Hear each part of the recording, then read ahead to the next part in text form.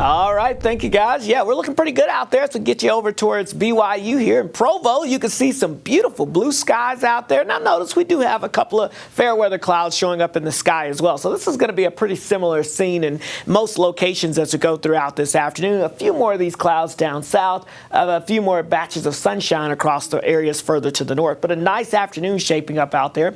Here's the view live from Ensign Peak looking over the Salt Lake Valley. And you can see, oh yeah, we've got that sunshine, those cobalt blue skies out there. And notice because of the storm systems coming through, we don't have that layer of haze showing up out there, that inversion layer. That may change as we move towards the weekend, but for now, let's enjoy it. Also notice the lack of snow across the valley areas. We've been kind of getting used to that here over the past few months, but things may finally change here in the coming days. All right, look at the numbers. You can see pretty much warm out there everywhere, 30s and 40s, but upper 40s in many spots. These numbers well above average, and will continue to warm up a little bit. So a lot of folks along the Wasatch Front will get in the upper 40s or low 50s. That's about 10 to 15 degrees above where we should be for this time of the year. Areas down towards southwestern Utah will be in the low to mid 50s out there for us. So that's right where we should be, but either way, a fairly mild, nice day with just a few scattered clouds, but nothing that's going to cause you any major impacts. Now, as we look out to the north and west, here comes our next weather maker. Yes, the north and west, not the west, not the southwest. So finally, we have a storm coming from a cold source region near Alaska, right? It's coming out of the Gulf of Alaska, moving into the Pacific Northwest, already beginning to produce some moisture across the north and west. And this system will bring us not only some moisture, but finally we're going to get some cold air to link up with that moisture and give those snow levels down to the valley floors. At least that's what we're looking towards right now. So we'll keep our fingers crossed. It's still been pretty hard to get that snow down to the floors, but hopefully it happens this time. So we've got high pressure, the big blue H, keeping us nice and quiet as we go throughout the rest of today. No weather issues expected, even for your Wednesday.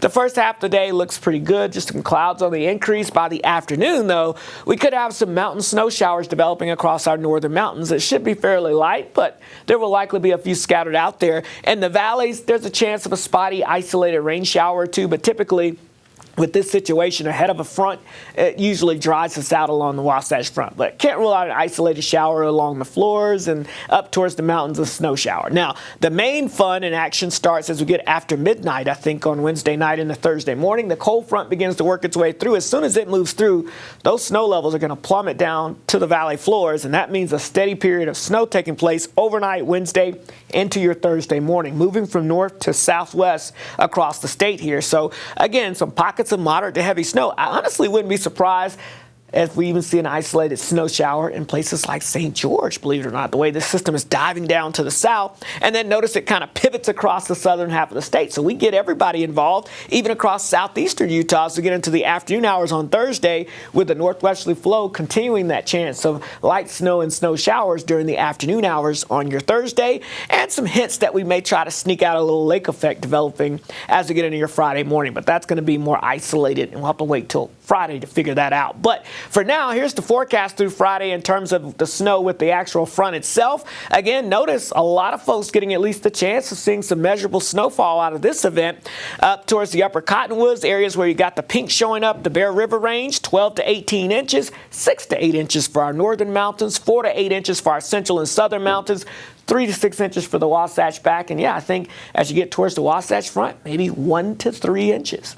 All right, the storm comes through on Thursday. The problem is we're going to have some fresh snow cover on the ground. Then we're going to get this high pressure ridge that's going to build in, and that's going to set us up for a stout inversion. So we could have some air quality issues behind this system heading into the weekend. It's kind of the payoff for seeing measurable snow, I guess, here in the valleys. All right, St. George, mid-50s, turning into the 40s as we head towards the end of the week. Again, a chance of isolated showers. Can't even rule out a snowflake or two in St. George. And then you can see we dried out for the weekend. The Wasatch Front, temperatures near 50 today.